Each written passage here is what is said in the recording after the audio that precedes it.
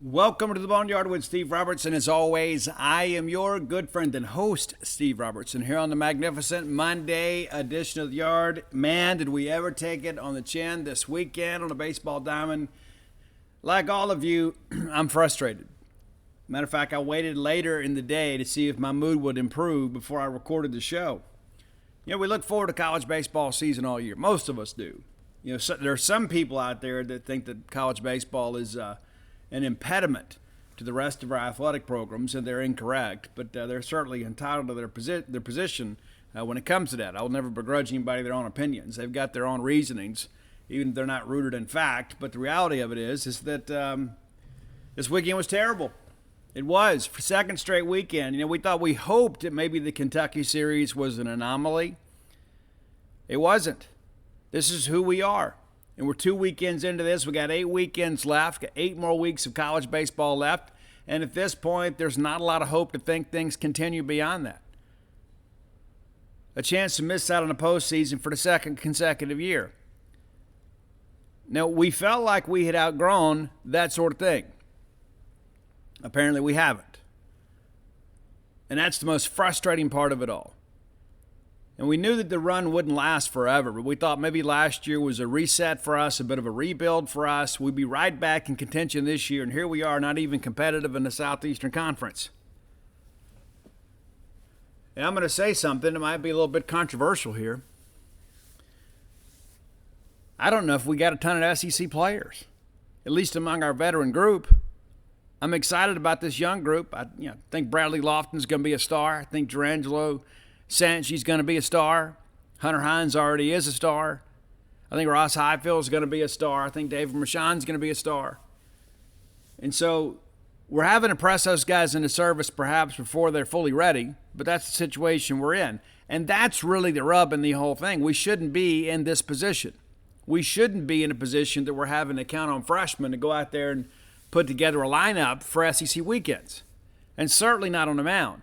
That's one of the things that I think about, and maybe I'm naive in my thinking, but I don't believe so. We are Mississippi State baseball. We support this sport like no other. Nobody in the country does what we do attendance-wise. You want to play in a great environment, you want to play at a place where baseball matters, you come to Mississippi State. You win an AFL championship in 2021. A little bit reluctant to get out there in the portal and kind of get loose with things. I get it.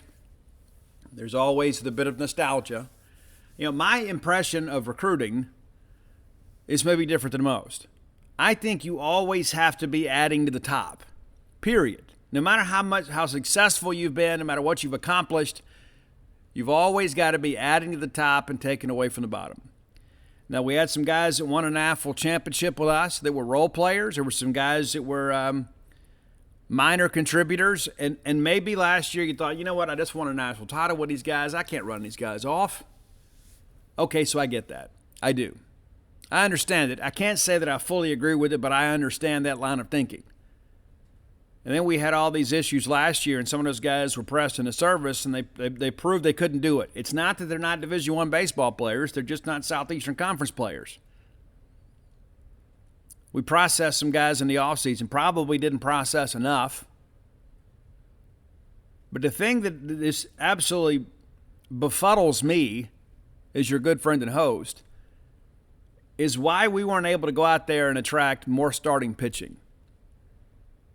Now, I'm not, okay, the Paul Skeens thing, hey, we chased it. We did a great job. We thought we had him until the very end. Goes to LSU, and having a good year down there, even though we took the loss on Friday. LSU still wins the series. Paul Skeens, arguably the best pitcher in America right now. But you can't put all your eggs in that basket. You mean to tell me there wasn't an ace from a G5 program in the portal that couldn't come in here and get us 5 or 6 innings? There wasn't a middle reliever out there? But it's amazing to me how we got into this position that we're having to piece this thing together on the weekend. Mississippi State should always have not 1 but 2 established weekend starters every year. We should never have to struggle and scuffle around here and try to piece it together on a weekend. We should always have some guys that we know can go out there and keep us in a competitive ball game 5 or 6 innings every year, period. There's no excuse for that. That's the one thing that, it's like, you can say, we've had some injuries. That's true. That's 100% true. We have. We've had some injuries. But guys, Mississippi State baseball should always have depth. Always. It should never be a situation where you have a couple of guys get a little bit banged up and it wrecks your season. That happens at G5 programs. That doesn't happen at a place like Mississippi State. You got to fix it. You do. We're going to talk at length about that today. We're going to recap the ball games as much as we don't want to. But we're going to talk about the state of state baseball. We'll talk a little football stuff, some recruiting stuff. But that's part of being a professional, right? I mean, yeah, it'd be easy for me to say, you know what, I'm not going to go to the game. I'm not even going to write about the game. I'm just going to be a fan. I'm going to just sit and pout in my own misery because I have higher expectations of baseball than this, and they're not meeting my expectations. I'm just going to take my laptop and go home. But that's not who I am. I want to make sure you guys understand this too. I don't know what anybody else is going to do, but I will be at every Mississippi State baseball game, home or away, as long as the season lasts. And if it ends in the regular season, then that's my final baseball game of the year. If we make it to Hoover, I'll be there too. And if somehow we catch fire late and make a regional, I'll be there too. But I'm going to be at every game. I can't speak for everybody else. I've got a job to do. And while I may not look like a professional, I am a professional. And so I'll be at the games to provide you coverage and to be there to ask the questions. That's one of the things that you want to talk about, something that's gotten under my skin this year. And I'll be honest with you about it. Oh, you guys aren't asking hard enough questions. Well, here's the deal. We've asked Chris Lamonis, how did we get in this position? I asked him just Friday, hey, you had some special dudes on the mound in 2021. You got some young guys that have a special quality. Why is there a gap? Why are there not more of these veteran guys that have that special quality? He didn't have an answer for that. Brian Haydad asked him, Coach, are you concerned about the trajectory of your program, not just the season, but the program?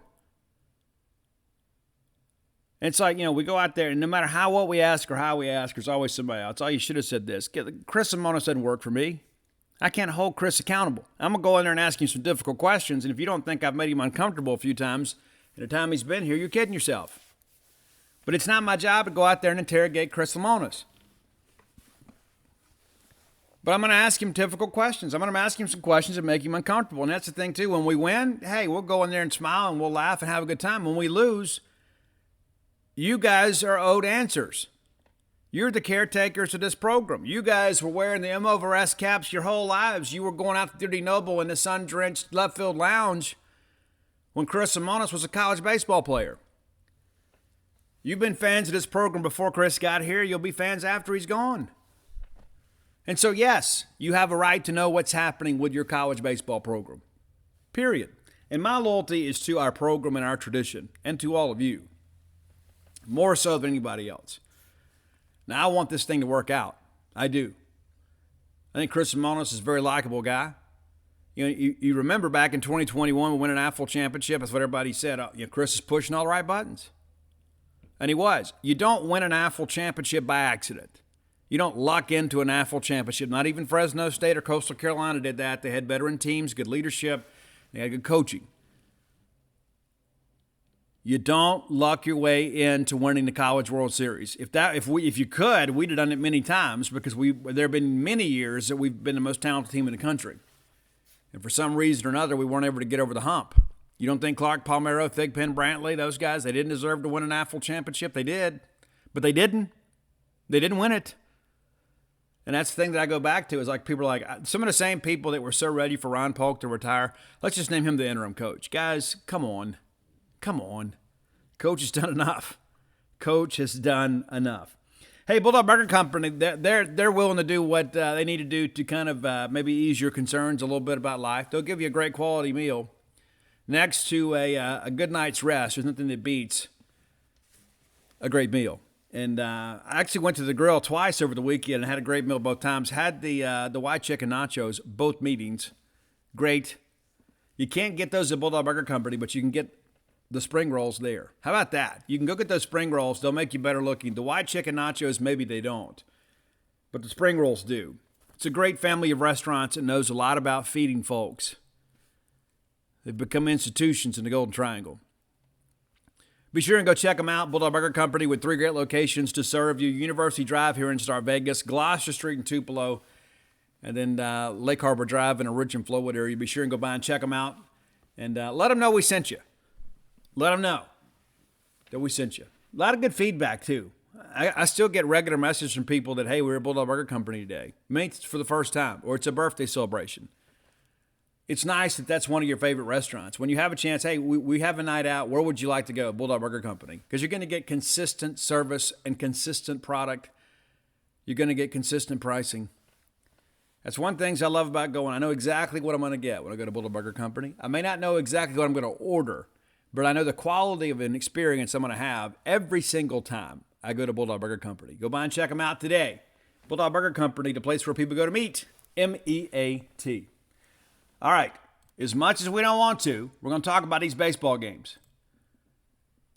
And it's like people are like, well, Steve, what can you say? Well, there's not much you can say. I mean, the scores speak for themselves. And I had this discussion in the post-game media room as we're waiting for Chris Simonis.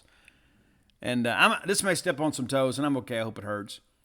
People are like, well, I wish he would say this. I don't really care what he says. Now, I've got to get quotes to write an article. But what's said in a post-game press conference is not going to win us another ball game. It's not. Now, I've asked him before, what's his message to the fan base? He's answered that. Hang in here with us. Hang in here with us. But the reality of it is no matter how much Chris Simonis gets up there and takes accountability and takes responsibility for his program, and it is his program, not a player on this team he didn't sign. And there's always those smarmy smart alecks out there. Well, these guys committed to this guy. Yeah, that doesn't matter. You still signed them. There were some guys that were committed to Andy Cannizaro and John Cohen we didn't sign. So this coaching staff signed off on every signee in some respect. And if they're still here, it's because the coaching staff has decided to bring some sort of value to the team. But it doesn't matter how much Chris gets up there and says, hey, we should have done this, should have done that. It's on me. It's my program. And he has said those things. He has. It didn't score a single run the next day. It didn't get us another called strike 3. It didn't. So my honest opinion is we need to worry less about what's said in press conferences, because of what happens, people get irrational and they get emotional, right? When we're losing, you can't say anything that people aren't going to misinterpret. I mean, it's like I'm in the press conference, and then I'll go on Twitter and say, well, Lamona said this in the press conference, and he didn't. He didn't say it. It was the same thing with Mike Leach. We love Mississippi State baseball. And I want to give you, before I get into the breakdown of this first ball game, is one of the things I want to say. And if you don't hear anything else I say today, listen to this. There are some of us out there that are overly optimistic about Mississippi State baseball. I'm probably one of those people. I admit it. It's because of the fact in my lifetime, it's been the one thing we can always count on, with rare exception. And when we don't have a good year, it doesn't always have to be a great year, but a good year, when we're not competing for something, it's not good, right? And it's usually the anomaly. That's why people are so frustrated right now. It's because we're used to winning and winning big and competing for things. We're not just fielding a baseball team to remain a member of the Southeastern Conference. Not when you go out there and build that cathedral.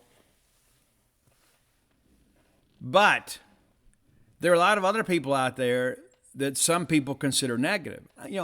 There are some people, listen, and it's a very, very small percentage. There are some people, no matter what we do, who we hire, how we do it, they're always going to be miserable. That is not a Mississippi State problem. That is a them problem.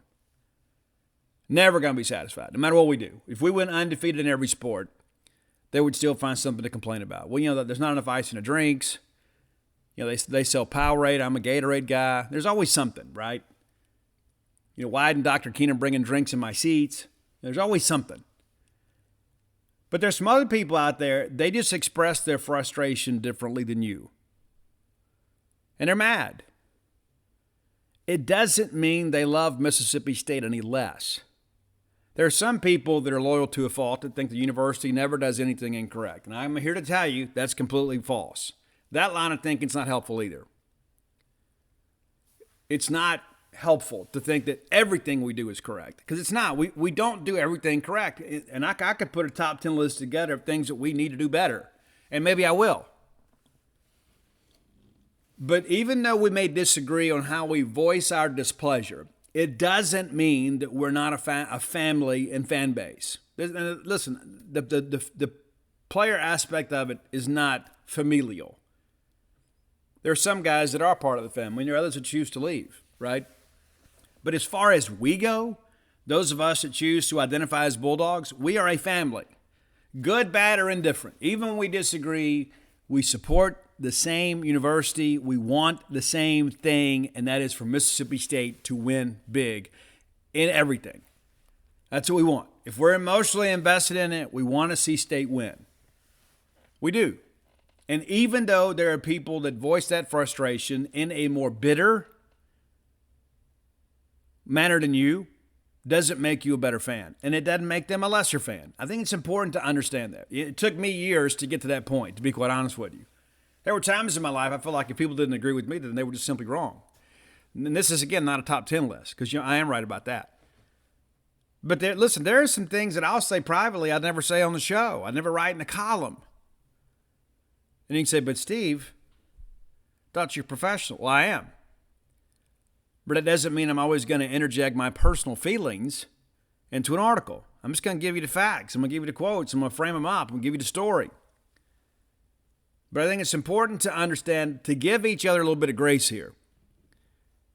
Because some people feel like if you're not as angry as they are, you're not angry at all. That's not true either. I'm angry.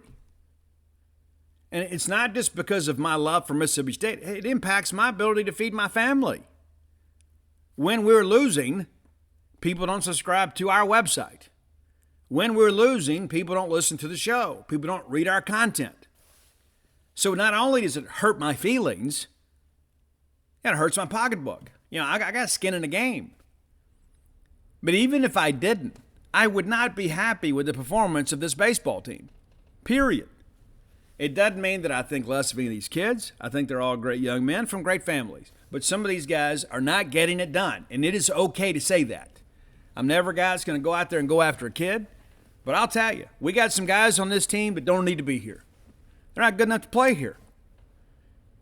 Now, it's one thing for young guys, because, young guys get better, right? They got time to develop, and you don't have the window to develop you used to have, especially when now we're the transfer portal. If you come in and you can't hit the ground running and show some promise, they're going to get you on out of here. But there is a tradition and an expectation when you put that maroon and white uniform on that you're going to achieve excellence. And you're going to strive for it in every aspect of your game. You're going to strive for it in every aspect of your life, whether it be an off-season workout or whether it be an academic situation or a study hall or whatever. There is a different standard for college athletes. Fair or unfair, that is the truth. You can't go out in the Cotton District and get into a fist fight. You can't do it. You can't go out there and have an altercation at Hobie's and have an argument because everybody around is going to have a camera phone. Because if you get into an argument or if you get too deep in a jug one night and you embarrass yourself, it's going to be news. Now, your classmate, from Buckatawna, Mississippi, that's there to get a degree in accounting, that guy can go out there and act as crazy as he wants to, and chances are it's not going to be newsworthy. But to whom much is given, much is required. That's not unique to state baseball. That's how life works. All right, so before I could even get settled Friday, I took the day off Friday. I recorded the show with you guys, but went out and spent Friday in the lounge with the wife. And before we could even get settled, we're already losing. And I thought Gerangelo would go out there and give us a good start. We had the 4-run inning in the first against Kentucky. We thought, first time in the SEC, 38-degree weather. He'll be better. Did not have a good first inning. Get behind Enrique Bradfield, who hits a solo tank. It's 1-0. And they end up warning the Vandy dugout. Great. We come right back, have a lengthy at-bat. We walk Diaz, and then Shrek hits a home run on the very first pitch. It's 3-0. We're 3 batters into the game. All 3 have scored. We get Bolger fly out to short. Austin strikes out swinging. Maldonado's hit by the pitch. Goes to second on a wild pitch. We get no one to strike out looking. Yes, it's a terrible first inning, but the lead is not insurmountable. You think, okay, a lot of baseball left. And there is. We open up with a double to left center from Amani. Ledbetter K's looking. Hines strikes out swinging. That can't happen. Chance then walks. And then Kellum Clark goes the opposite way here. It's an RBI single as Larry comes around to score. Now it's a 3-1 ball game. You think, okay, all right, we're in it. We're in it. Now we're just down 2 runs. Got 8 innings left to play, or so we thought. And then Gerangelo goes out there and gets us a good second inning. You get a strikeout swinging. You do give up a double. This ball is kind of pulled inside the bag at first. Brownfield grounds out, and then Diaz strikes out looking. So the game, we kind of hold the game in place here. Let's go chip into this lead a little bit here. We get a K swinging, line out to center. David Mershon singles to the left side and then gets caught stealing. Ball was in the dirt. It might have been 2 feet away from the Vandy catcher. And that's a mistake you just can't make. I know you're trying to make a play there, but that ball's not far enough away. You basically taking the bat out of your teammate's hand. You just can't do it. And I understand the intent there is good. I'm not being critical of Mershon, but it was just kind of a play of inexperience and immaturity. You do that in high school. Basically, anything in the dirt you can take, right? You can in college, not in the SEC. You can get away with that against Nickel State. You can't get away with it against Vanderbilt. Those guys get free college too, and they get more free college than anybody. All right, top of third, this is when the wheels absolutely come off. It's a nightmare of an inning. So we get in a 2-2 count. We hit Shrek, then we walk Bolger. Austin and singles to center. Bases loaded, now nobody out. We get a ground ball to third. We boot it. Run scores. Still nobody out. Bases loaded. Parker Nolan and singles to right. Drives in 2 runs. It's now a 6-1 ball game. We finally get an out here as Polk pops up to first. A productive out. And Vastine flies out to right. There's an RBI sac fly there. And it's now a 7-1 ball game. That's it for Gerangelo. We bring in Brock Tapper, who, listen, and Brock's going to be a star for us too, and we're throwing him into the fire right here. And he'll be better for the experience. The first thing we do, though, is we walk Enrique Bradfield. Guys, walking Enrique Bradfield is that is one of the most dangerous propositions in college baseball. It just is. The guy plays the game the right way. There's probably nobody that gets a better jump from first base. The only thing that helps us here is that Parker Nolan, who is not fleet of foot, is ahead of him at second. Diaz then singles to left. Nolan scores. It's an 8-1 ball game. Shrek doubles to center. 2 more runs scored. It's 10-1. The game is over now. We were in the game after 2. We're no longer in the game because you're not going to go put up 9 runs. You're not going to keep Vandy from scoring. And because at this point, you're just going to throw some other arms, right? Period. You're just going to try to manage the game and get it over and save your better arms for Saturday, Sunday. So you're basically throwing BP. You're not going to come back from a 9-run deficit on a Friday in the Southeastern Conference. It's not going to happen. Bolger lines out to right field. We get out of it. Bottom third, ground out to third, line out to third. Hunter Hines walks, and then Chance grounds out to first. So it's again 10-1 after 3. Vandy didn't stop, though. We do get a pop-up to right field, and Maldonado doubles to left. Nolan singles again, chasing home the run, makes it 11-1. We get the next 2 guys and get out of it. And again, the game's over. And then if you had any doubt about it, some of our approaches at the plate kind of confirm it. Bottom of 4, we go 1, 2, 3 here. Kellum strikes out, but then beats it out. That's a kid there, I'll tell you. He didn't quit. He didn't quit. This game is over, and Kellum Clark is still doing the little things, right? You strike out swinging, the ball gets loose, he takes off, reaches base. And then Heifel grounds out to right center, and then Luke grounds into a double play. But I give Kellum Clark there. It would have been easy just to stand there, right, or walk back to the dugout. It would have been. But these are the little things in baseball. We're not doing enough for the little things to win. This is one here when something good does happen, we're at least going to acknowledge the fact that it did. All right, we come out top of 5. We walk Enrique Bradfield. Again, it's bad enough to have a leadoff walk, which is of the devil. When you walk Enrique Bradfield, you're basically selling your soul to the devil. Insanity, man. Insanity. Diaz and singles up the middle. Bradfield goes down to third, and Shrek homers to right. Bradfield can trot home there. It's 14-1. We bring in Logan Forsythe and place the Tapper. Bolger flies out to right. Austin singles down to third baseline. A nice bunt there. And the fact that you're bunting with a 13-run lead, I got a problem with that. At the end of the day, it's our job to get him out. Maldonado strikes out swinging. The Nolan singles to the left side, right side. Austin goes to third.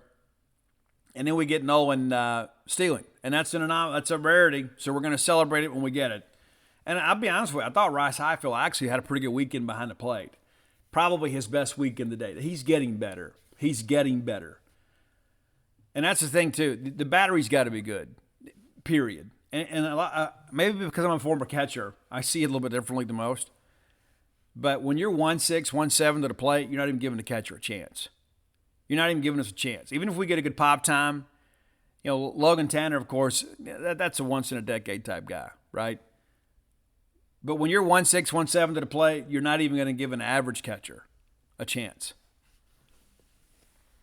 Bottom 5. Forsythe flies out at center. Mershon walks. Larry grounds out to second. We get Mershon to second base there. Ledbetter and singles to right. Mershon comes around and scores 14-2. And then Hunter Hines strikes out swinging. Lefties gave him some trouble this weekend. They did. But you can't take him out of the lineup because you may run into something, right? I mean, you kind of got to learn to live with that. All right, top of 6. It's another nightmare inning as Vandy puts up a touchdown here. And what's so crazy about it is we had a chance to get out of this inning without a lot of trouble. We did. We had a chance to navigate through this and not have trouble. But we couldn't do it. We get Polk to strike out looking. But then we walk Vastine, the 9-hole hitter. You're just asking for trouble. You cannot walk the 9-hole hitter. And listen, Vastine's a good player. Don't get me wrong. He's kind of a snake lining the reeds down there. He can handle the bat pretty well, but you can't walk the 9-hole hitter and then allow the leadoff guy to hit with a pitcher in the stretch. And we do, and then Bradfield singles. And it's a wild pitch, so everybody moves up the base, and then Diaz walks on 4 pitches to load the bases. So we got 1 out, bases loaded. We're a ground ball away from getting away from this thing, right? You can turn 2. Even though we have not been especially skilled at turning 2, you get a ball back up the middle, get under a barrel, you can turn 2. But instead, we hit Shrek with the pitch, run scores 15-2. And then we walk Bulger and we walk Austin. It is now 17-2. Will Gibbs has been good for us. And I don't know, maybe just because there was some separation in the game, we didn't go out there with our best stuff. But the bottom line is this is his worst outing to date. Does not get an out. Issues 3 free passes, all of them ending in runs. We bring in Harden in place of Gibbs. Not sure what's happening with him. Maldonado strikes out swinging, and then is a grand slam for Parker Nolan. Makes it 21-2. Polk singles to third. Vastine grounds out to second in his second at-bat of the game. Anytime of the inning. Anytime a guy hits twice in an inning, it's not good for us. It is 21-2. We had that Tennessee game last year, and we're all thinking, I've never seen anything like this in my life. Well, here you go. You're seeing it again. Insanity, man. In the last dozen SEC games, absolute insanity. Well, all of a sudden, they're substituting liberally, and who could blame them? Everybody wants a piece of the action. Bryce Chance singles to the left side, goes second on a pass ball, then Kellum Clark walks. And again, I like what Kellum Clark's doing. He is showing a much more approach to play. I'm trying to find a silver lining somewhere, but I'm not going to just glaze over the fact that this kid's maturing. Highfield reaches on a fielder's choice. They force the runner at third, and then Hancock strikes out looking. Forsythe singles to the left side. Highfield advances to second, and then Clark scores, and we're out at third. I've ever told you how much I hate seeing the third out being a third. Top of 7. It is another nightmare inning. Hewitt, pinch hitter, singles to left. Diaz pops up to first. Rogers walks. And again, a chance for us to get out of the inning right there. There's 1 down in the inning, and we get an extended at bat. We can't finish. Actually get up 1-2 on Rogers.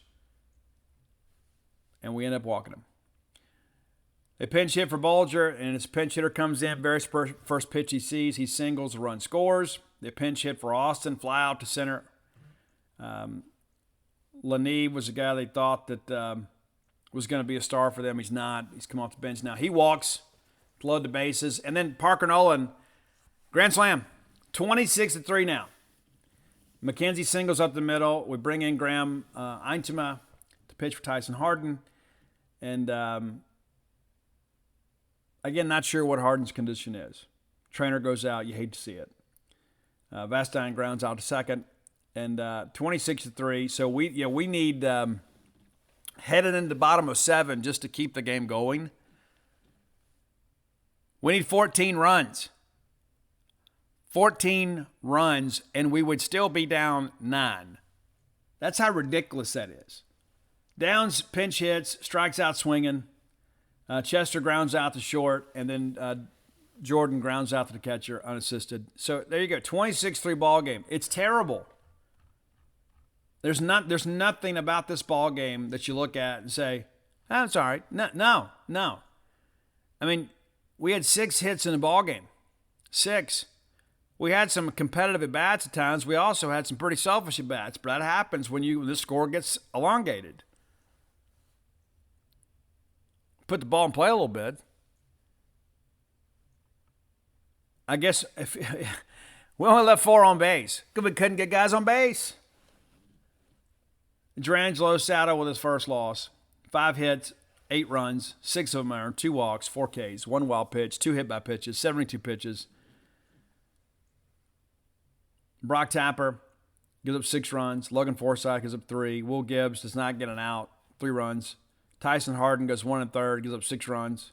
And again, that's what happens. When there's separation in the Friday game, you're going to throw the young guys and try to get them some work. And it was terrible. Absolutely terrible. If you had to pick an MVP for this ball game, it would be difficult to do. Amani Larry 1 for 3, Ledbetter 1 for 3, Lane Forsythe 1 for 3, David Mershon 1 for 1, and also had a walk. He also had a pretty big error there too. So you'd be hard-pressed to find an MVP of the game for Mississippi State. Let's go ahead and jump right on into game number 2. And while the score wasn't as bad as that one, the result was the same, another embarrassing loss. The only difference is we went the full 9 this time. It reminds me of when I coached high school baseball. We were so bad the first year. Terrible. I just wanted to play the full game. I'm just hoping not to get 10-run ruled, and that's kind of how it felt. And I'm thinking to myself, I never thought I would feel that way again, and certainly not against Mississippi State baseball. 12,927 people showed up. Tip of the cap to every one of you for supporting the Bulldogs and coming out despite a difficult year so far. My hats are off to you. We actually get a pretty good start here to open up. Landon Gartman. And Landon, again, I'll say, I've said it on the show many times, and I think maybe some other people figuring this out. This is not a shot at the kid. But he is a guy that can get you through the order twice, usually without a lot of drama. The third time, it's a little bit shaky. So you let him go, you see some trouble, you got to pull him. And I understand the bullpen hadn't been great. You still got to make the baseball play. You got to protect the kid. And listen, Gartman's a competitor. He don't want to come out. If Gartman could give you 9 every day, he would. He would. But you got to manage around the situation. You got to understand limitations. The stuff is just not dynamic enough to get to the order 3 times, more times than not. Sometimes it will be. Most times it's not going to be. When they get the third look at a guy that doesn't have a dynamic fastball, because it's basically like Hootie, right?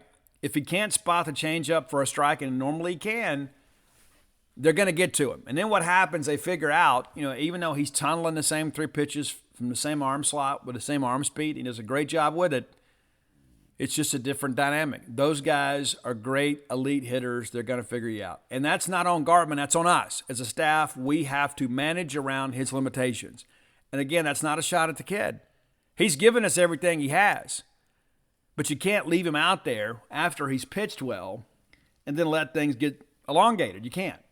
All right, we come out, and so first thing they want to do is Nate Chester starting at third. I love this baseball play from Tim Corbin. I'm not a big fan of Vanderbilt baseball by any stretch. But you got a brand new third baseman making his very first start, and you have Enrique Bradfield, the fleetest of foot, lay down a bunt down the third baseline. Nate Chester makes the play. I thought, hey, look at this. Good for Nate. I also tip at the cap to Tim Corbin. You go out there and test that guy. You know he's amped up. And not to mention Bradfield get down the line. That's tough. And he makes the play. Diaz strikes out looking, and then Schreck gets a bunt down to third base. And I saw some people talking about how he misplayed it. No, he didn't. He's playing back there. Maybe he's positioned wrong, and maybe that's on the staff. But he gets a bunt down, and then Bulger grounds out to third. And so we make the play there.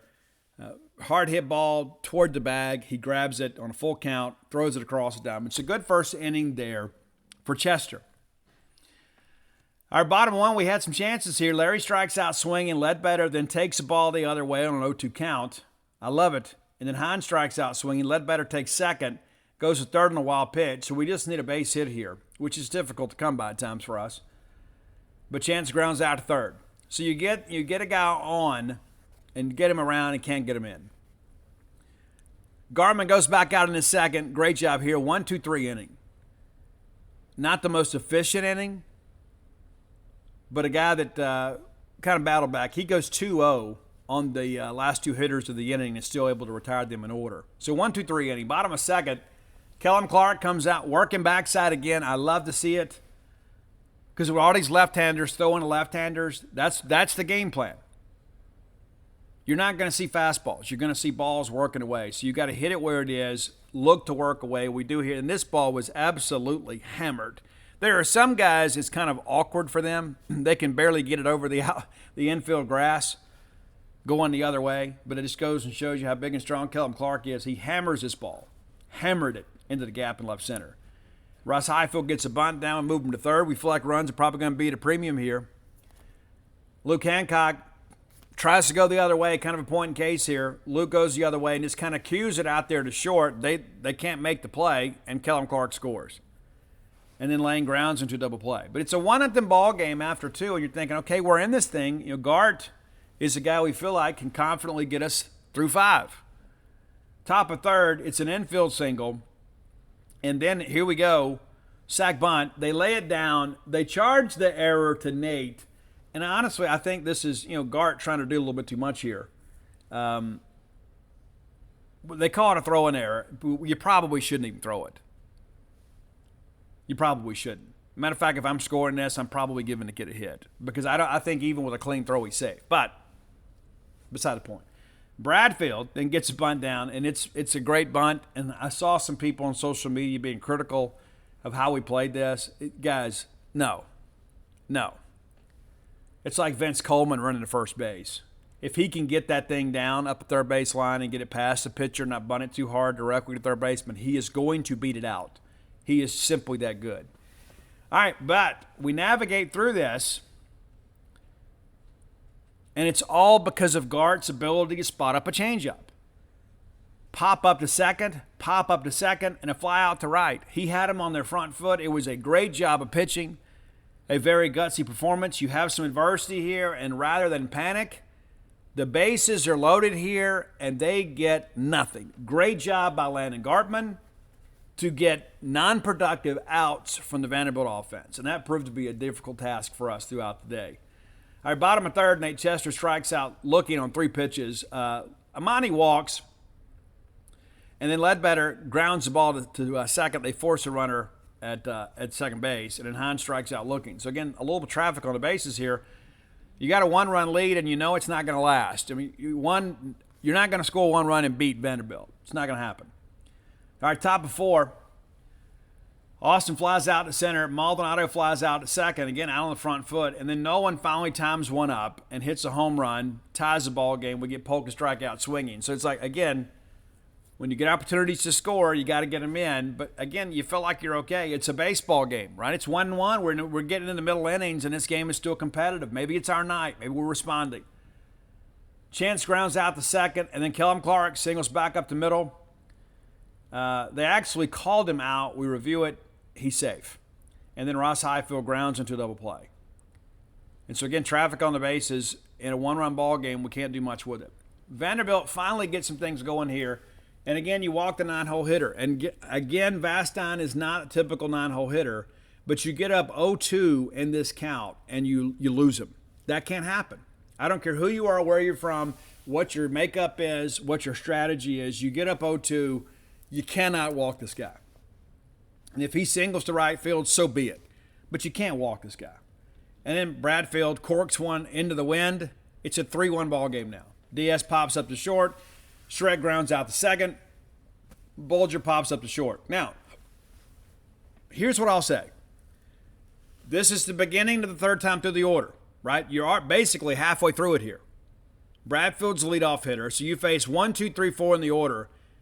And other than the walk, you look at it and say, hey, after the home run, he settled down. He did. You had that lengthy at bat that you lost, and there's one hit in the inning. So I can understand the thinking of, well, we're through the heart of their order. Maybe we give him another inning, in which it's a 2-run ball game. It is. At the time, I'm thinking, let's pull him. All right, we go 1, 2, 3 in the inning. Right? I mean, not only do you not get any runs, you don't get any base runners, and it's all ground outs. They're doing a good job getting under bats, making us put the ball on the ground. Hancock, Forsythe, Chester, all ground out, all to the right side. All right, top of 6. And again, I understand the thinking here, but it was clear to me Gartman was fading a little bit. His pitch count was up. I would have pulled him. That's easy to say in hindsight, but I would have pulled him. And again, I'm going to let him go through the order twice, and then I'm going to let him pitch himself until there's a little adversity, and I'm going to get him out. That's about managing my pitcher, right? Top of 6, it's an infield single and then a home run to left, and you got to get him now. You got to get him now. Now. You can't wait because you probably considered pulling him after the 5th, and you talk yourself into leaving him in, saying we only gave up 1 hit in the inning. He had him out on their front foot. That said, after this home run, you got to get him. Back-to-back hits in the inning. I got to pull him. I got to go get him. It's 5-1. It's still a ball game. But we don't.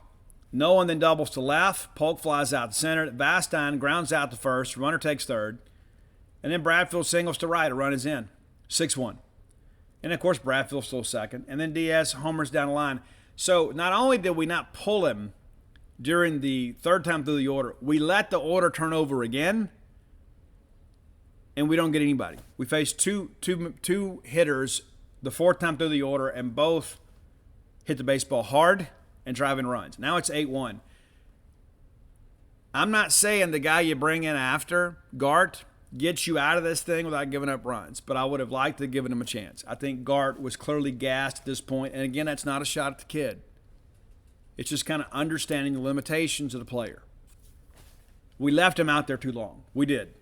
And again, you get out of it, you'd love to get out 3-1, but you had a chance to get out 5-1. You don't, and next thing you know, it's an 8-1 ball game. You bring in KC. He gets Shrek on the very first pitch to get out of it. All right, bottom of 6. State with a little traffic on the bases here. Monty Larry with a single. Ledbetter grounds out. Runner takes second. Heinzen strikes out swinging, and then Bryce Chance comes through with an RBI single here. It's an 8-2 ball game. Just imagine if it was a 5-2 ball game or a 3-2 ball game. And again, there's no guarantees in life, certainly in baseball. But this is a situation I would have handled differently. All right, top 7. Casey's out here doing a deal, right? A pop up to short, foul out to first, all soft contact. We get behind Maldonado 3-0. We fight back and work it full. We lose them. There are worse things in life. However, the way Parker Nolan had been swinging it, you're thinking, oh, we're playing with disaster here. But Casey gets him on 3 pitches. And again, the situations change. You can't go back and say you can't copy and paste in baseball. But what if you bring Casey in a 5-1 ball game? Maybe it's a different conversation. All right, bottom of 7. States, again, what if it's a 5-2 ball game in this inning? Heifel grounds out to third. Hancock singles to right. And then Forsythe, that's right, your lane Forsythe corks one the other way. It's a home run. Now it's an 8-4 ball game. Wouldn't it have been fun if it was a 5-4 ball game? Hizak comes in, flies out the center field, nearly poked it out of there. And you're not going to get it over in Ricky Bradfield's head. That's just not going to happen. Just go ahead and call him a scarecrow. It's a cornfield out there where he is. But Hizak gives it a ride. Really good at bat there. Gets down 0-2, works his way back, and nearly puts it out of the ballpark. And then Larry grounds out the short. All right, top of 8. Hewitt flies out the center. Vastine lines out the second baseman. And then again, a chance for us to get out of this thing, and we walk Bradfield again, and immediately he's still second. Anytime that you walk in Ricky Bradfield, it's a double. It just is. And then Diaz reaches on a fielding error, and Bradfield comes around and scores. It's 9-4, and then Shrek strikes out swinging. All right, bottom of 8. It's a 9-4 ball game. It's still a game, but the chances of coming back are pretty slim. But State gets on Ginther here. They pull Hunter Owen and bring in Ginther. Ledbetter pops out, and then Hines singles to the right side. They bring in Nick Maldonado, who is their dude. Told you guys, the dominant closer, one of the best in college baseball. And Bryce Chance squares him up, doubles to left center. Now you got runners at second and third. Now a base knock here. All of a sudden it's a 3-run ball game. There's a little drama. Kelvin Clark pops out. Big at bat for the guy there. We needed a base hit, didn't get one. And on that at bat, there is a wild pitch, and Hunter Hines gets a late break, but still gets in there. He's safe anyway. Maldonado is blocking the plate without the ball, which is against the rules of baseball. And he gets crushed. And that's a lot of man coming down third base line in Hunter Hines. But Hunter does what you're supposed to do. You have to slide it home. You can't go high at the plate. He does what you're supposed to do. They call him safe. Corbin comes out. He's upset. And he's just protecting his guy, right? I mean, he is. Tim Corbin doesn't have a lot of fans in Starkville, but the reality of it is he's out there protecting his guy. They review it. Of course, there is no malicious contact at the plate. The fact that we had to review it, I think, was an appeasement to Tim Corbin. It was pretty obvious on the play when a guy is sliding. That's just part of the deal. All right, so then Ross Highfield flies out at center field. But it's a 9-5 ball game. All right, top of 9. Any chance of a comeback is erased in this inning. Bolger doubles down the line. Austin then singles, takes second on the throw as the throw back in is offline. Maldonado pops up to short. We walk Parker Nolan here to set up the double play. Bases are loaded to force at any base, and then we hit Hewitt with the pitch. Drives in a run. We bring in Tyler Davis in place of Casey Hunt, and I think Casey is probably in his best in 2-inning stints. Tyler Davis, I haven't figured out where he's best. He really has struggled at Mississippi State. Vastine singles to right field, a couple runs scored, it's 12-5. We walk in Ricky Bradfield again on 4 pitches. Diaz, infield single here, run scores, and ball gets loose. Another run scores, 14-5. Schreck singles to center, run scores, 15-5. Bolger single to center, Diaz scores, it's 16-5. We bring in Nixon for Davis, and he walks Austin, and then Maldonado walks, and then Nolan reaches on a fielder's choice, pulls in another run, and then Hewitt grounds out to third. All right, bottom of 9, we're down 13. Hancock walks, Jordan strikes out swinging, Alford singles to left, and then Larry grounds to double play. That's a ball game. 18-5 is your final. And again, I think it's how we manage the pitching staff here that ultimately, a couple timely hits here and there.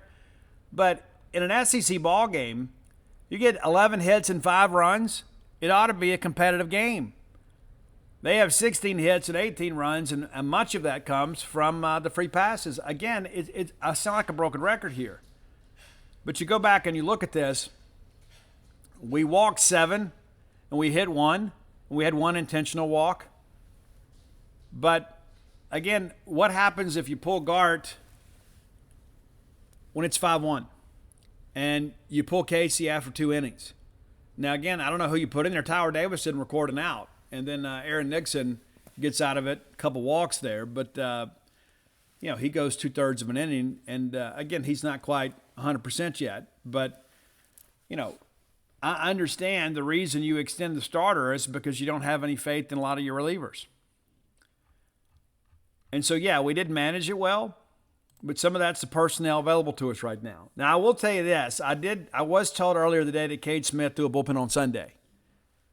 And that his injury is non-baseball related, or his condition non-baseball related. All right, we get into Sunday, and a much more competitive game here, and a game I still feel like we should have won. Again, the bullpen blows the game here. Now, we had Nate Dohm making his first start for State. I understand he didn't have the game that we'd hoped he would have, but in my mind, he has done enough to stay on the weekend. Chris Simonis appears to agree. All right, we go out. We get a 1-2-3 inning. We get a ground out of Bradfield. Diaz strikes out. Shrek strikes out swinging. So good result in the first. And State immediately goes to work. Ledbetter singles to left. I love poking that ball the other way. Then Amani is hit by the pitch. Hines flies out to center field. Ledbetter tags and goes to third. Now runners on the corner, and Bryce Champs doubles to left center. And Ledbetter comes around to score here. And I don't know, if I want Amani Larry tagging and taking second on that play. Had he done it, though, it's a 2-0 ball game. But you got to make good decisions there. If he's thrown out there, the inning, is really in jeopardy. Kelvin Clark strikes out swinging, and Highfield flies out to center. But it's a 1-0 lead for State. And with Nate on the mound, you think, okay, that's a good start for us. Immediately we come out there and we lead off walk. 3-1 count, we walk in. We get a pop-up to first, and then Bulger goes to second on a wild pitch. And it just seems that any time that we walk somebody and they get to second with less than 2 outs, they score. Maldonado doubles down the line to tie the ball game. Nolan grounds out to second, which moves the runner to third, and then Polk singles back up the middle. It is now a 2-1 game, and Vastine strikes out looking. Still, you feel like it's a competitive game. Bottom of second, leadoff single from Luke down to third baseline. Forsythe lines out to right. Hyzak singles to left. Hancock goes to second. And then Ledbetter grounds into a double play. Here we go. 2 guys on. We got to get a base hit. We don't. And Vandy doesn't make errors. They just don't. Now that Carter Young has moved along, they're just getting a lot sounder in the infield. All right, top of third. Again, we lead off walk to Bradfield, and Diaz homers. It's 4-1. The problem that I got with Bradfield is what are you scared of? Yeah, he got a couple balls up in the wind on Friday and Saturday. He did, and he's one of my favorite players in college baseball. I don't understand why we're so scared to attack the zone with him. Why do we put him in a position where he walks as frequently as he got a good eye at the plate, give him some credit, but you get ahead 1-2 in this count, you lose him, and the next guy up hits a dinger. All right, it's 4-1. We're still in the game. Shrek is out at first. Bulger reaches on an error by the shortstop. Lane did not have a good game on Sunday. Had gone a while without making an error and made up for it on Sunday. Austin pops up to short. Maldonado in singles. Bulger goes to second. And then Parker Nolan, who killed us all weekend, it's an RBI single. And now it's a 5-1 game. And even though they're beginning to get some separation, you think it's not out of reach. Bottom of third, we go 1-2-3. Larry flies out. Hahn strikes out. Chance flies out to right. Top of fourth, we get a fly out to right, a fly out to center. You think, hey, we're out of it. Nope, Diaz homers again. Now it's a 6-1 ball game. Shrek grounds out. Bottom of fourth, Kelvin Clark gets us back in, and he gets a dinger. Highfield flies out to center field. He hit the ball well, too. And then Hancock homers. Now it's a 6-3 ball game. And you're thinking, okay, hey, we plenty of game left. Forsythe grounds out to short. Hyzak flies out to center field. You think, okay, even though we're not tied or within a run, we've shown some life here, and we've taken their starter out of the ballpark twice. So we're seeing the baseball well here. And then Nate goes back and gets us and faces a minimum here in the fifth. It's a fly out, then an error on the shortstop, but Maldonado grounds into double play. So we face the minimum, and we're right back in the dugout thinking, okay, here we go. Ground out to first from Ledbetter. Larry walks, and then Hines pops up to second. They bring in Cunningham, and State is on him pretty good. They get Futrell out of the ball game. Larry's still second. Chance grounds out to third. But you look at this and start thinking, okay, this game is still a game. Well, in the top of 6, Vanderbilt said, no, it's not. No one flies out to left. Polk singles up the middle, and Vastine doubles down, pulls the ball inside the bag. Run scores. It's now 7-3. We bring in Eintema. And again, maybe you pull Nate when it's 6-3. But he had such a good fifth inning, you begin to think, okay, well, that makes a little sense here. He faced a minimum in the fifth. Why would I pull him in the sixth? But back-to-back hits here. We go ahead and pull him. And then Bradfield is out at first on a sac bunt. Now, it's a 7-3 ball game, but there are 2 outs. And then we walk Diaz. And it's a wild pitch. And he scores. Shrek isn't hit by the pitch. Bulger then homers to center. So Eintema's line here, you get the sac bunt from Bradfield. Then it's a walk, a hit by pitch, and a 3-run jack. So 1/3 of an inning pitched, 3 runs. We bring in Colby Holcomb, who was outstanding. Maybe we're finding something there. The fact that we're still having to kind of struggle through this on March 26th is a bit of a concern. We get Austin to ground out to the pitcher. That ends the inning. It's 11-3. State still showed a little fight in this ballgame, though. Kellum Clark walks, and then Highfield doubles to left, and it pushed Kellum on around 11-4. Hancock then walks. Forsythe fouls out, and then Connor Hyzak homers to left field. 3-run jack. Now it's 11-7. That chases Cunningham from the ballgame. They bring in Hilbaki, who gets a ground out to first. An unorthodox delivery there for sure, and Larry flies out to left. But it's a 4-run ballgame, and you think, okay, we still got 3 frames to make this thing up. We get a 1-2-3 inning from Cunningham. Excuse me. Not Cunningham. Cunningham's on another team. For Colby Holcomb. All right, we get a fly out to center, ground out to short, and a strikeout swinging. So 1-2-3 inning. We got to go get some runs here in the 7th. We don't. Hines flies out to right. Chance singles up the middle. Clark strikes out swinging. The runner's going on the play, and they call Clark for interference. Immediately made the call there. I did not see a replay, so I can't really comment on the quality of the call. A very unfortunate situation there, for sure. And Kellum gets ahead 3-0 in this count. And not only do we not get on base, it's basically a double play. And I really felt like that was probably our best chance to narrow the gap here. Top of 8, Holcomb back out. We get a foul to third, a fly out to center. We walk Diaz and then get Schreck to strike out looking. So again, Holcomb has the velo to keep people honest. Bottom of 8, Highfield flies out to right. Hancock walks. We pinch hit Aaron Downs for Forsythe. Luke takes second on the pass ball. Downs flies out second. And then Hyzak flies out down to the left field line. And again, no run scored here. All right, we get to the 9th. Holcomb still rolling here. We get a walk to Bulger and a single, and we didn't pull him. We stuck with him. Maldonado gets a sac bunt down. We walk Nolan intentionally and then get Hewitt to strike out swinging and Vaston pops it to the short. So we navigate through some trouble there to give ourselves a chance. And we go 1-2-3 in the 9th. Ledbetter strikes out swinging, ground out to short from Larry, and Hines ground out at first unassisted, and we are swept again. There are no moral victories at Mississippi State baseball. And if we had played Alabama and held them within 20, it may be different. But just 2 years ago, we're playing Vanderbilt for a national championship. So not only were we on the same level, we were a step ahead because we dominated them in those second 2 ball games. And it really shows the difference in the 2 programs. Vanderbilt wasn't great last year. They weren't. And I don't know how good they are this year. They're a talented team. Could they be a top 8? Maybe.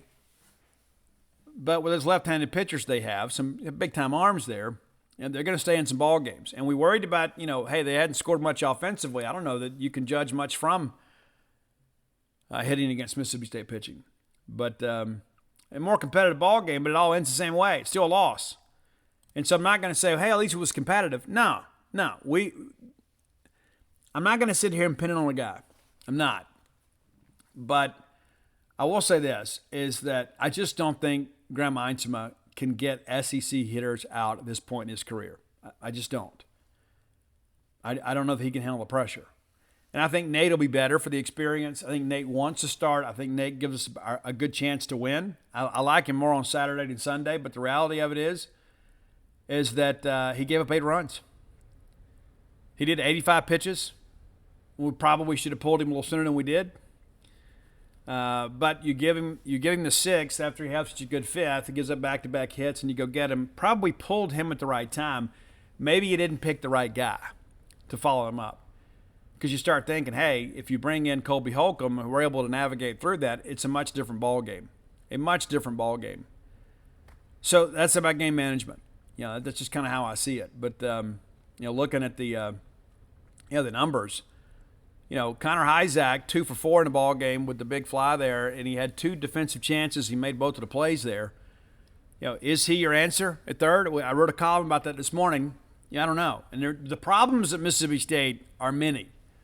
So anytime that you can start scratching through something and say, okay, I've got this settled for now, it's a good thing. So maybe Connor is a guy that needs to be in the lineup. We desperately need some right-handed power. I thought we'd see more of Aaron Downs this weekend. We didn't. I discussed that on Tuesday's show.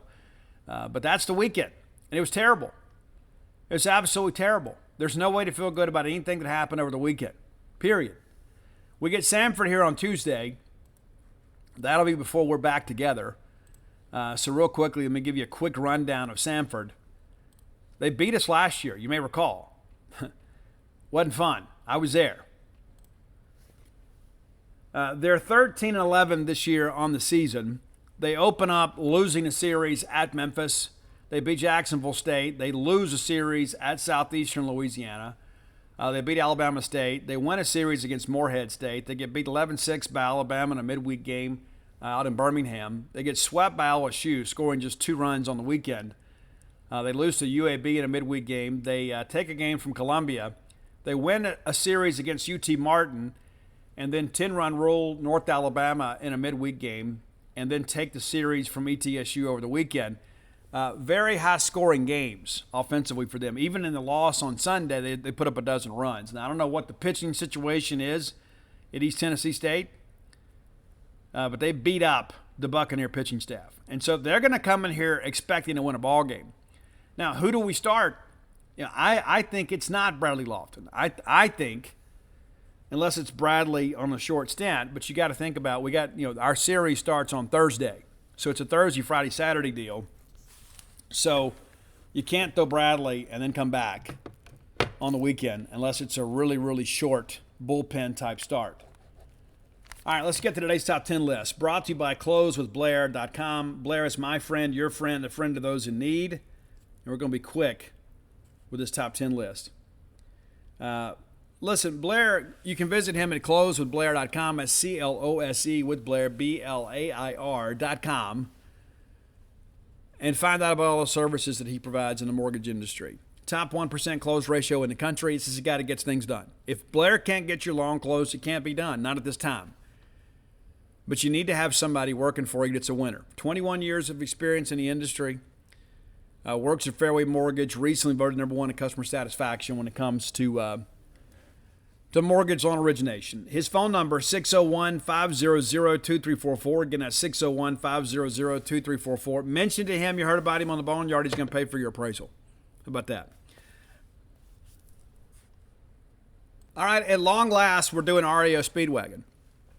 Many of you have no idea what REO stands for, and until today, I didn't either. I didn't. REO Speedwagon is named after a truck that the Olds Company put together back in 1915. It stands for Ransom Eli Olds, who was a car maker, car manufacturer in his company, in this country. So REO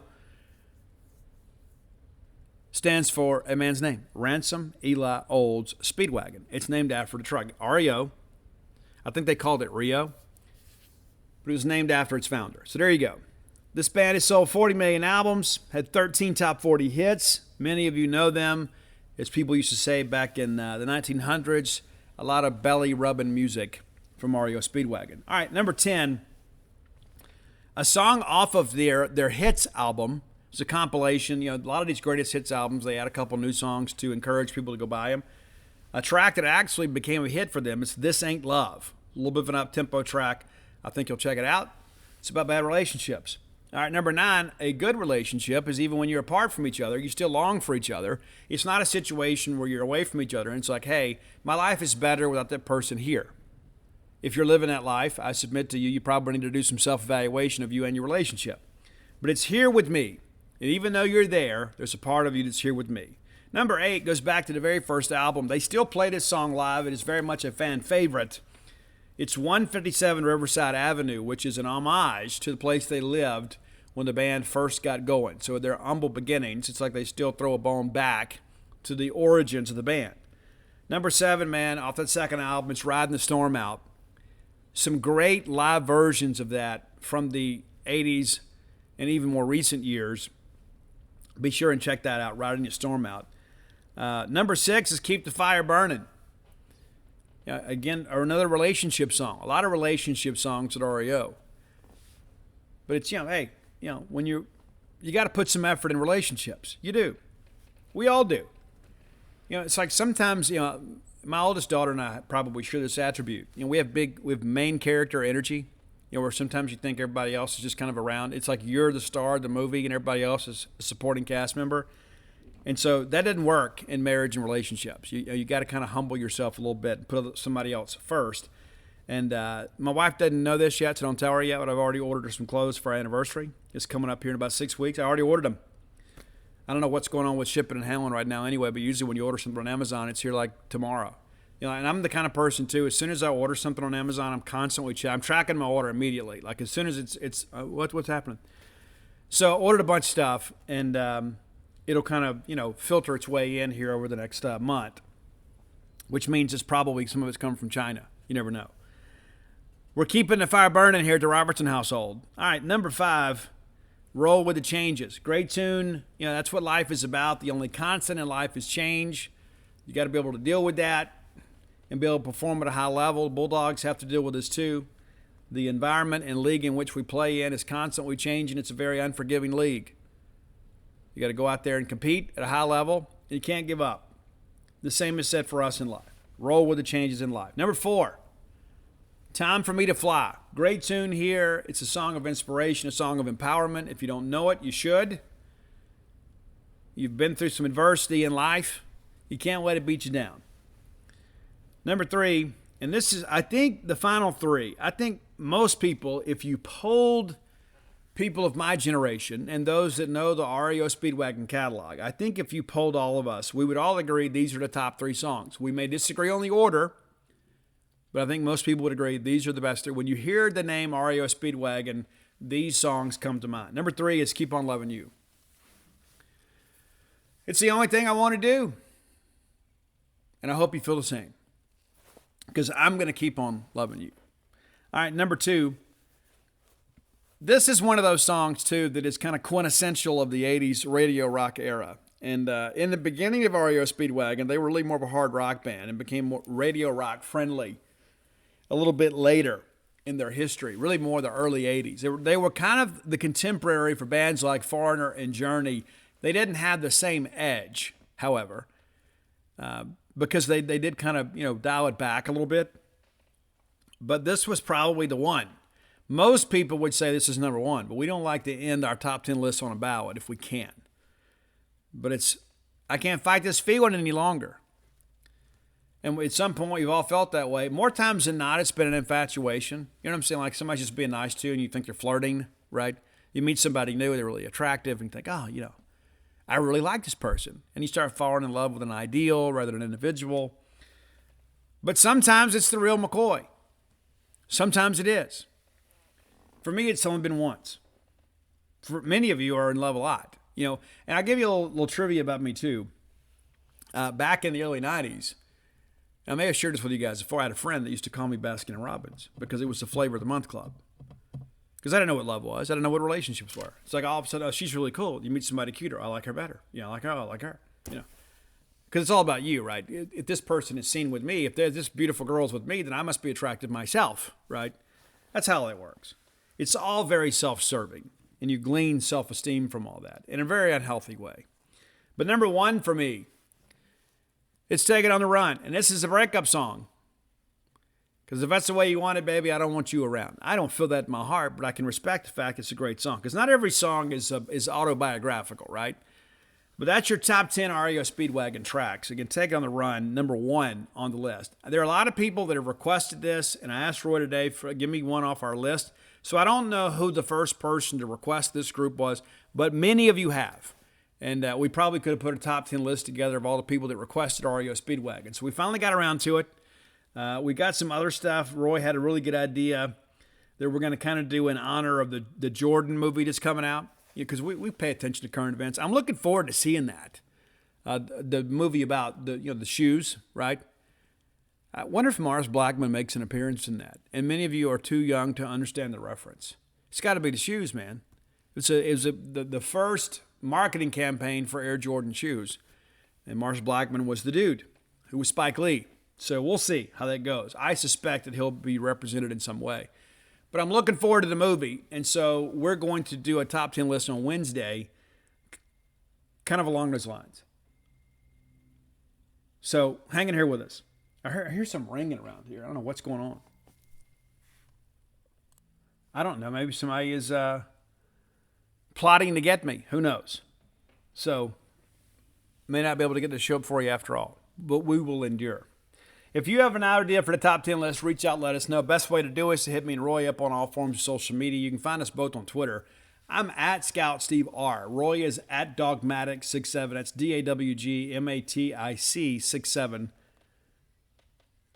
Or you can find us on Facebook, whether we're friends or not. You can send the list. And I'm at my limit, basically, on the Facebook thing. But I will not decline your request. I may not accept it, so don't get your feelings hurt. If you request me, that gives you a chance to continue to follow along as if we were friends. But I just won't see your feed. You'll see the content that I post. I just won't see yours. It's not anything personal. I would be friends with all of you if Facebook would allow it.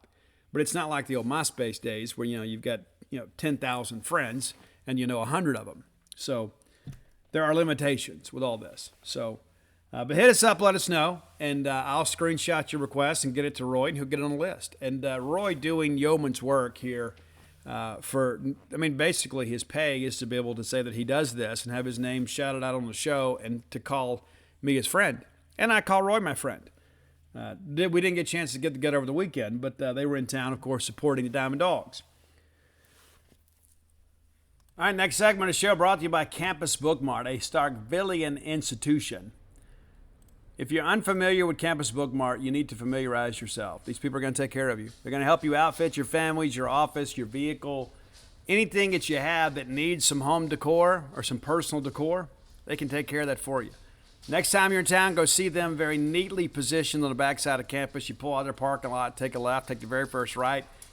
Drive on around, you'll be right at all Mississippi State's historic athletic venues. Very, very easy to find. If you can't make it to town, or perhaps game day is not a good shopping day for you, visit them on the World Wide Web at campusbookmart.net. And by being a loyal Boneyard listener, you get a phrase that pays, and that is BSR, which stands for Beautiful Steve Robertson. That gets you free shipping on all orders over $75, and you order less than $75, absolutely incomplete. Again, that's campusbookmart.net, promo code BSR. Let's take a quick look around the league, and then I'm going to give you my feelings about a few things, and we'll start getting ready to get out of here. All right, so it is a busy day tomorrow. Before we do get to that, let's take a quick look back at the weekend. As you guys are well aware, some very important series, right? All right, so South Carolina 6-0. They sweep Missouri. I'm a little bit surprised by that. I kind of picked Missouri in an upset there, and Missouri had a chance to win the Friday game. They don't. South Carolina will be our opponent coming this weekend. They come in with a full head of steam, 23-2 overall, 18-0 at home, but just 4-2 on the road. Vanderbilt, of course, now 6-0 in the league, 19-5 overall. Kentucky, our friends at Kentucky, and I'm going to keep beating the drum for them. I don't think they're going to win the East, but I do think they have a chance to finish in the top half. And I would say no worse than fifth. Anywhere from third to fifth, depending on how things go. But Kentucky, not a great team, but certainly a much improved team.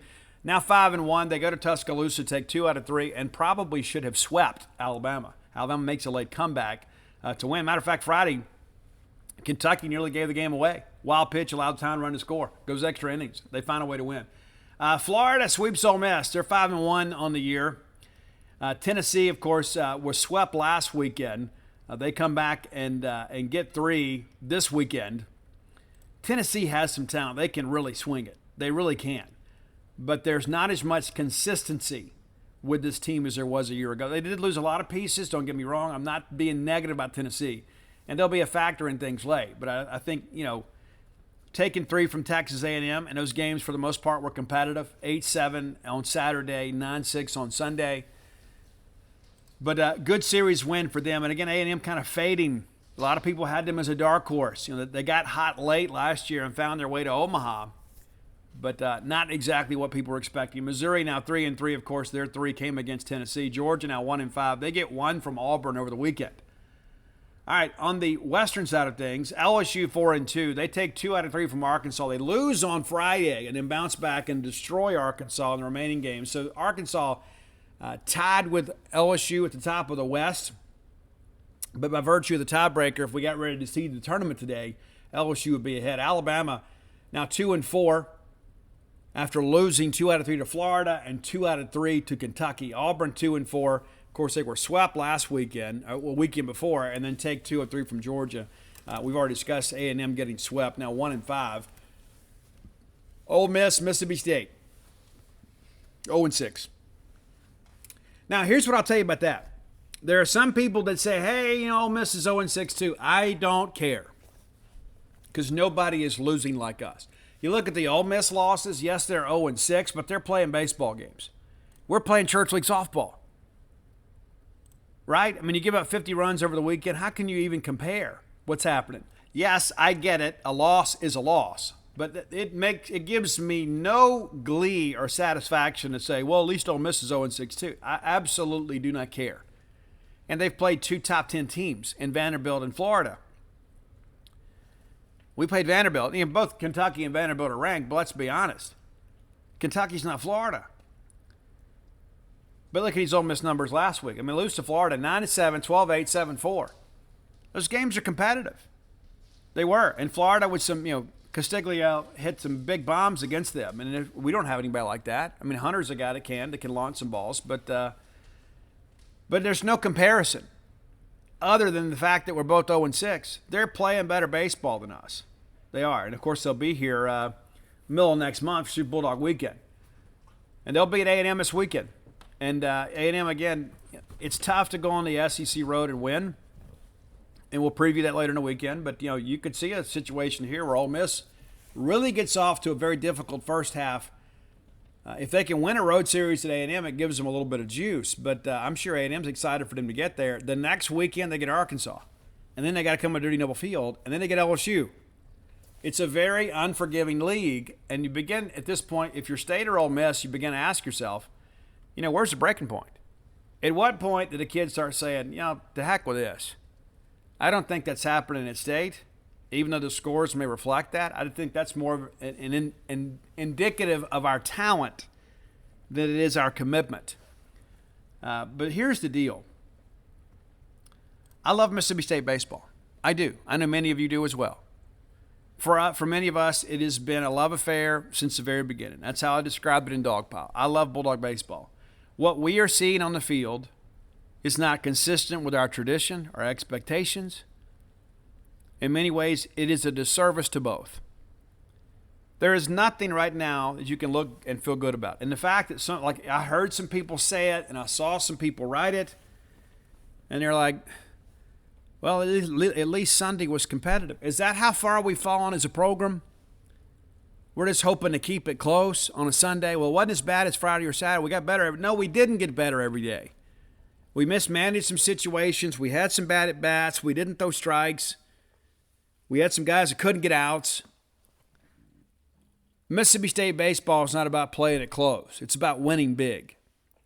It's not good. You don't need me to tell you that. I'm not happy. You're not happy. Players aren't happy. Lamona's isn't happy. Now, I'll tell you this. I did the research last week. I may have shared this with you. I don't think I have. There's never been a college baseball coach fired 2 years removed from a national championship in the history of college baseball. Started having national championships, 1947? Never been a coach fired 2 years removed from a national championship. Now, the caveat to that is you hadn't had 2 seasons where they cratered like this either. Now, do I think Chris Lemonis is going to be fired at season's end? At this point, I say no. Now, if we continue to get 10-run ruled weekend after weekend after weekend, I think all bets are off. But I do think Chris Lemonis has earned the right to have another year to turn this thing around. I know many of you are saying, Steve, I'm totally against that. I can't endure this again next year because I believe it's going to be more of the same. I can't argue against that. I can't sit here and tell you, hey, things will be okay if we just go get another pitching coach. If we shake some things up, I can't tell you that because I don't know that. And I don't know that I believe that. But I can tell you this, I'm not giving up on this team. Many of you have already checked out, and I get it. I understand it. You got better things to do with your weekend than watch your beloved alma mater get beat on the baseball diamond. It's something that we always look forward to and expect good things from. I understand it. I'm not going to judge anybody for how they feel. You check out anytime you like. I'm not going to. And it's not just because it's my job. For years and years and years, nobody covered road baseball. Nobody did. And starting in 2018, that's what we've done. For the first time in the history of Mississippi State baseball in 2018, we covered every single game. We did. And we've done it ever since. So we're going to continue to do the job. There's nothing like being there. And there are a lot of people, of course, that sit home on their couch and they want you to take their opinion seriously. That they see the same things that you see, on TV. I'm there asking questions. I'm there seeing what's happening in the half inning. I'm talking to our people in between stuff, trying to get information for you. And I'm blessed and privileged to be in that position. I take the job very seriously. There's some other beat writers from some other schools. They have a bad year in football. They won't even make a road trip to A&M. Anything that's an inconvenience for them, I'm just built differently. I'm trying to be the genuine article here. That's what I'm going to do. And my hope is that we can cover some pretty good baseball. But the feelings that you're seeing on social media and on the message boards and on talk radio, all of that is justified. There's no defending what we've seen. Again, you hope the situation at Kentucky was just, a bad weekend. And I think it's indicative now we got a bad team. And I thought we'd be a lot better. I did. Chris Simonis did too. Scott Foxhall did too. The SEC coaches didn't. And maybe they knew something we didn't because they recruited many of these same players. And so what I think needs to happen is what we talked about last week. I think you got to put your most talented guys as your starters on the weekend. And you got to depend on your offense to win your midweek game. You got to go out there, of course. Maybe you throw Colby Holcomb. Maybe he becomes your midweek guy. Maybe. And, of course, in many respects, that probably rules him out for the weekend. And maybe you just Johnny Holstaff it on Tuesdays and just hope that your offense is good enough to beat up somebody's midweek pitching. But the fact that we're having to even consider all this is an embarrassment. It is. We're a proud program. We're a proud fan base. And sometimes if we feel like we don't have baseball, we don't have anything. That's the one consistency we've had most of our lives, is that we can count on the Bulldogs being good. Some years we make it to Omaha, some years we don't. Rarely we miss the NCAA tournament, right? And so we enjoyed our NAFL championship, and then last year had an abysmal season, and you're able to chalk a lot of that up to the fact that you had some injuries to some key players, and you weren't able to recover from that. And then we thought, hey, we hit the portal hard. We felt like we had signed a great portal class. Many of those players are not performing. The offensive players, I think, are. Ledbetter and Larry. Where would we be without Colton Ledbetter and Amani Larry? Honestly, where would we be without those two? And then, of course, you've seen some flashes from Connor Hyzak. And my hope is, hey, maybe now he's given the opportunity to start at third. Maybe kind of get some things going and, again, give us some right-handed power here and kind of provide some balance in the lineup. But on the pitching side, and it's not just limited to the transfers. I mean, of course, Aaron Nixon's been hurt, right? Tyler Davis, not pitching well. Graham Eitzema, we signed him out of junior college, not pitching well. He's not. Cade Smith's still on the shelf. Again, we hope to get him back sooner rather than later. Pico, I'm told, is still not ready. I had somebody tell me yesterday he's probably the farthest behind, which is crazy. And he was so competitive last year for state. Not every outing was great, but the kid was willing to go out there and compete hard for Mississippi State. And he became a guy that you guys were excited about, and rightfully so. Because you go out there and pound the strike zone as a freshman, just going out there as a freshman lefty, going out there, giving us everything he had, making us more competitive. And so you think, hey, we get him back next year. Hey, we got something. He hadn't even made his debut yet. And I had somebody tell me over the weekend, hey, Nixon's back, Cade is close, still waiting to see on Pico. And again, I think, where would this pitching staff be with those guys being healthy all year? I'm not saying we'd have been great, but we wouldn't have been getting beat 26-3. It's an embarrassment. It is. And we all wear it.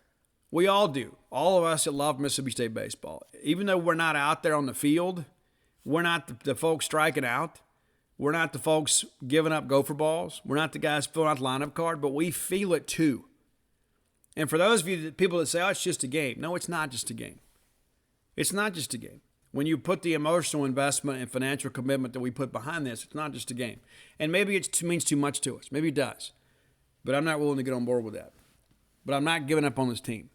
And I encourage you not to either. But again, you check out whenever you want to. I won't take it personally. All right, final segment of the show brought to you by Portico. Told you guys many times before. Portico, if I was moving to Starkville now, I would move to Portico. I think many of you should consider doing that. Phase 1's completely sold out. I just hit the mic. I'm sorry. There's a guy that messaged me. Stop hitting your mic. It's never anything intentional.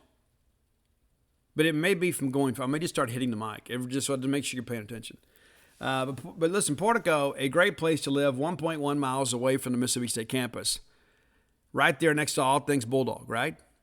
How cool would that be to be that close to campus? Again, close enough for convenience, kind of tucked away for privacy and for comfort there in a nice little neighborhood. Phase 1 sold out. Phase 2 under development now. Many of those homes are sold, but there remain some available. Reach out to my friend, your friend, Mississippi State's friend, Brooks Bryan, 601-416-8075. Again, that's 601-416-8075. And get all your questions answered. But whether it's your ballgame weekend retreat, your primary residence, maybe it's an investment property for you. I don't know. But you can get your needs met at Portico. Make it your next move. Okay, football practice. We had practice last week. I didn't get to go on Saturday. The Zach Arnett Q&A is up on our website. You can go check it out yourself. And Paul Jones took care of the video for us. And that's one good thing about having the team that we have. We can kind of divide and conquer, right? Back at it this week. It's a thing you look at, too. It's like all of a sudden you look up and a couple weekends from now, it's going to be time for the spring game. The thing that I will tell you that I have noticed in practice, there's not a lot of downtime. And I think that's a carryover from the Leach situation. Leach is a guy that never wasted practice reps. Like you run your route, you come back, you get back in line, you drink water while you're in line. You don't go crouch over to the side and tell jokes and go check your phone. None of that stuff, right? But there's not any downtime in practice. And you've seen Zach Arnett out there actually being the Wildcat quarterback in times and drills, which is interesting. I don't know if I've ever seen an SEC coach get out there and play quarterback as a coach. But I think that also adds to the allure of the Zach Arnett experience to your players. I think your players say, hey, this is a coach that's willing to get out here and practice with us. This is a guy that's ready to get out here and make some things happen, right? That's interesting to me. I do like our new coaches. Had a chance to observe many of them during practice. And Paul Jones doing the best he can. We only get a limited amount of time to go to practice. The Elites used to let us just stay out there as much as we wanted to until we got into the season. But they're installing an offense. They're a little more protective these days. And I've never felt like limiting practice during the spring and then fall camp is a good thing. I don't know what you're really hiding there. I understand when you get into game week, you don't want somebody in the media taking pictures or taking video of your formations or anything like that or anything you may want to do. That makes sense to me. But with it being a new staff, especially on offense, and there's so much install, I kind of get it. It's like, hey, we don't want the guys out here as a distraction. You come out here and you get your 20, 30 minutes or whatever. The other day I was able to stay almost an hour. But once you get into team drills, it's about football. And maybe you don't want the media out there. And again, we cover Mississippi State on Mississippi State's terms. There are a lot of schools out there we don't have anywhere close to the access that we have. When I was living in Baton Rouge, I helped out with our LSU side. You go out there and you walk around and you can see who's in a no-contact jersey or maybe who's not practicing.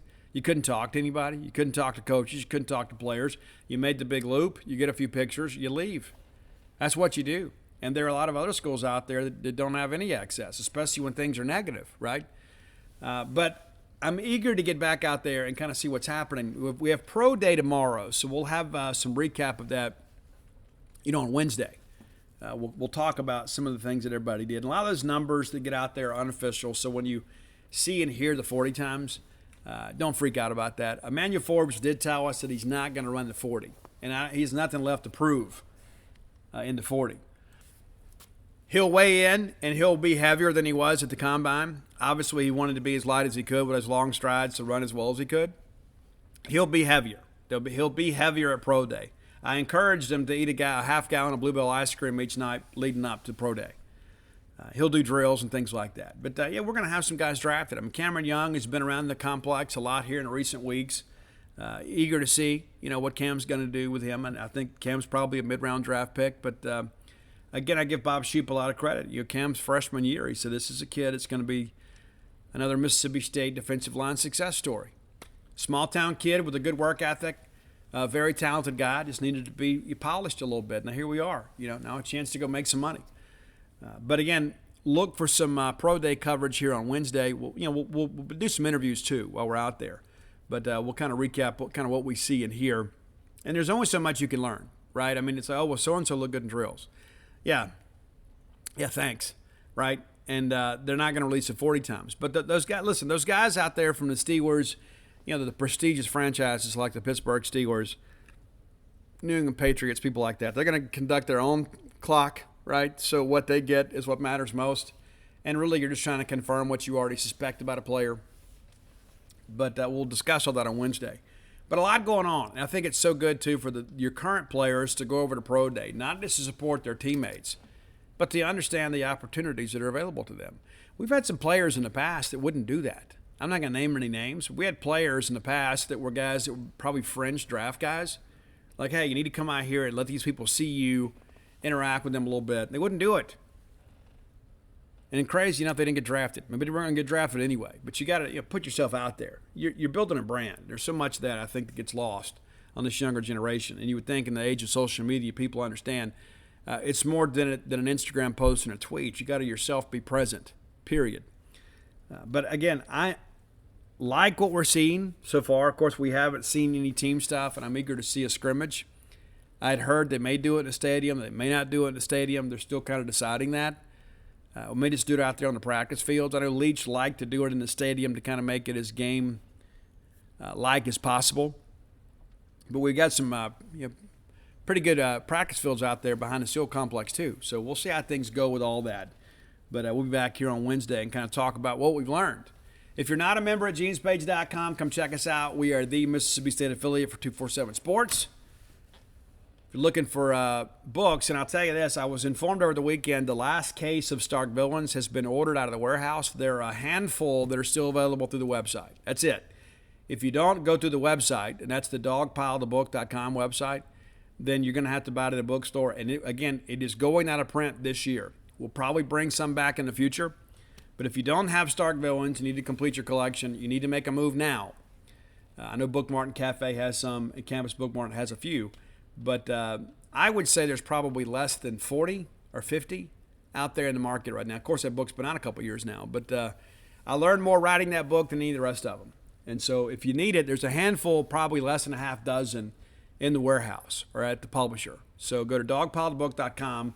You can get Dogpile, Stark Villains, Alpha Dogs, and Alpha Dogs 2 very, very close to having the supply exhausted. Plenty of Dogpile and a good bit of Flim Flam. And I have people all the time that I go out, I hadn't read the book. Okay, read the book. Okay, read the book. You can go get it today and get signed copies, of course, at dogpilethebook.com. Bloomsville Leander, of course, always available through Amazon.com, BarnesandNoble.com, BooksAndMegan.com, and it's even an e-reader. How about that? The only one of my books it is. And if you're looking for Stark Villains gear, go to StarkVillains.com. You'll be glad you did. It seems like every week somebody hits me up asking for that address, and I appreciate that. I'm more than happy to share it with you. But it's pretty easy to find, StarkVillains.com. That's it for today. We'll be back with you on Wednesday. But until next time, let's all live our lives in a way we make more friends than enemies, and people can see a difference in the way we live.